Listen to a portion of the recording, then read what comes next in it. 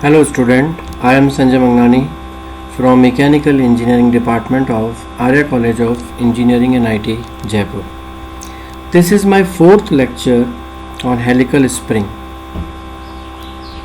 In last three lectures, we have covered terminology, stress, deflection and one numerical on helical spring. In this lecture, we will take another numerical of helical spring. So these are the formula of helical spring. Now this is the problem. Here it is desired to design a helical compression spring for the valve mechanism. The given force is 300 Newton when the valve is open and 150 Newton when the valve is closed. The length of the spring is 30 mm when the valve is open and 35 mm when the valve is closed. The spring is made of oil hardened and tempered ball spring wire, and for that ultimate tensile strength is given 1370 Newton per mm square. Permissible shear stress is given as 30% of the ultimate tensile strength. This is the modulus of rigidity.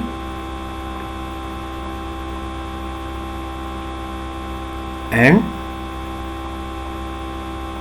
20 mm is the inside diameter of the spring.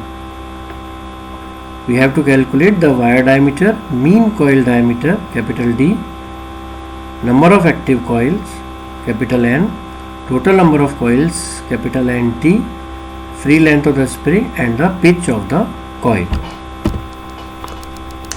So first the given values are: force is given, it varies from 150 Newton to 300 Newton. Spring length, it is equal to 35 mm corresponding to the 150 Newton force and 30 mm corresponding to 300 Newton force. Inside diameter DI is given 20 mm. Ultimate stress is given 1370 Newton per mm square, and so tau, maximum permissible shear stress, is given 30% of ultimate stress, so it is equal to 411 Newton per mm square. So first, for calculating the wire diameter small d, we will use the formula of shear stress. We know that shear stress tau is equal to 8F dk upon pi d cube. The given is, in this problem, the given value is di, internal diameter, that is equal to 20 mm. So in this equation there are three unknowns: capital K, capital D and small d. So for that type of problem, we have to convert this equation in terms of K and C. So for replacing the capital D and small d, we use this formula: capital D, that is mean dia. We know that mean dia is internal dia plus wire dia, so it is equal to 20 plus D. We know that spring index C is capital D by D, so divide this equation by small d, we get, divide this equation, capital D is equal to 20 plus D, divide this equation by small d, so we get capital D by D is equal to 20 by D plus 1. So from this equation we get C, this is C, capital D by C. So C is 20 by D plus 1. So we get small d in terms of C. Now shear stress 8F dk upon pi dq. So this capital D by small d, we can replace this capital D by small d, capital D by small d by C, spring index, and K pi d square. So tau is equal to 411, 8 force is again, here we take maximum force, that is equal to 300, because this tau is the maximum permissible stress. So force is 300 and C, K, pi and small d is 20 by C minus 1. So 20 by C minus 1 is square. So from this equation we get CK C minus 1 whole square is equal to 215.227. Basically we convert this stress equation in terms of C and K. Now we will solve this equation by trial and error method. We know that K wall factor is 4C minus 1 upon 4C minus 4 plus 0.615 upon C. You can also calculate the K from the data handbook, page number 156. This is the graph between spring index C on x-axis and on y-axis it is equal to spring factor K. Here three curves are given. This curve is for cylindrical compression spring. This is for torsion spring round wire, and this is for torsion spring rectangular wire. Our case is cylindrical compression spring, so we use this curve. So for this type of problem we convert the equation in this format. Now let me take the C is equal to 4. So you can calculate K from the formula or from diagram. So we use this diagram. So for C is equal to 4, the K is equal to 1.4. So put this value C is equal to 4 and K is equal to 1.4 in this equation. We get CK C minus 1 whole square is 50. But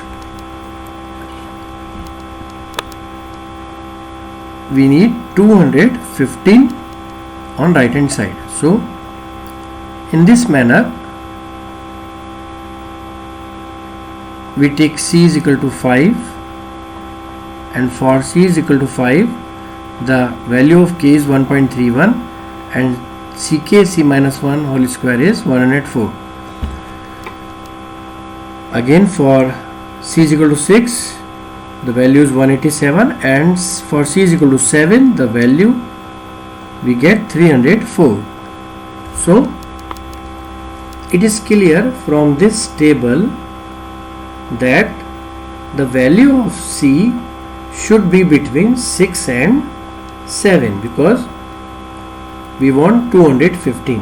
So this value is between 6, for 6 C is equal to 6 and 7. So we take the lower value of C. So we take C is equal to 6, and for C is equal to 6 wire diameter D is 20 by C minus 1. Here we calculate this. So small d is equal to 4 mm. So this is the different process of solving the helical spring problem in which capital D, small d and C, all three values are unknown. So now mean diameter. Mean diameter, we know that mean diameter is Ti internal diameter plus wire diameter. Internal diameter is given 20 mm, 20 plus 4, 24 mm, and K is from this formula 1.2525. Now because we take the approximate value of C, so we have to check the shear stress from the formula.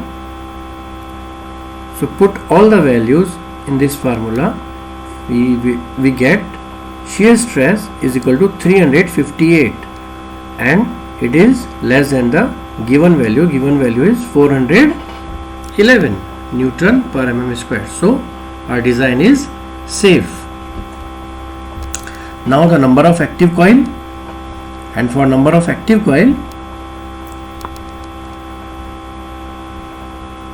we use the formula of deflection.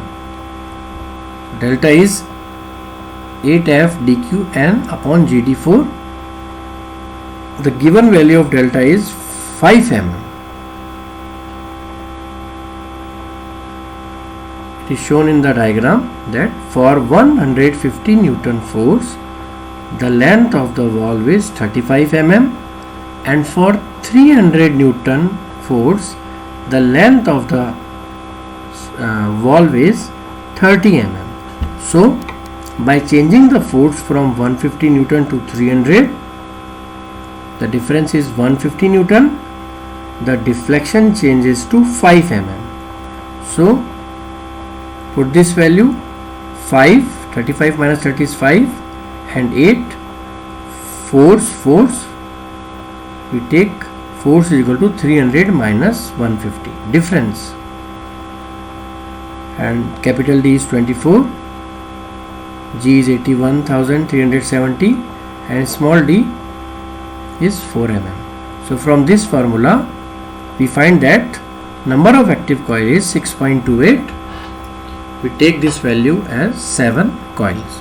So total number of coils is calculated from this table. For square and ground ends, the total number of coil NT is equal to N plus 2. So it is equal to 9.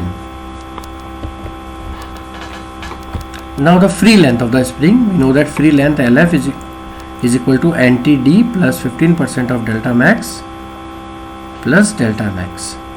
So for free length, first we have to calculate delta max. We know that delta is 8F dqn upon GD4. This is the maximum deflection, and for that we use the maximum force, and maximum force is given as 300 Newton. So put all the values. We find that delta max is 11.15 mm and free length is equal to 48.82 mm. Now the pitch of the coil, we know that pitch is equal to free length upon NT minus 1. Total number of coil is 9. So we get pitch is equal to 6.1 mm.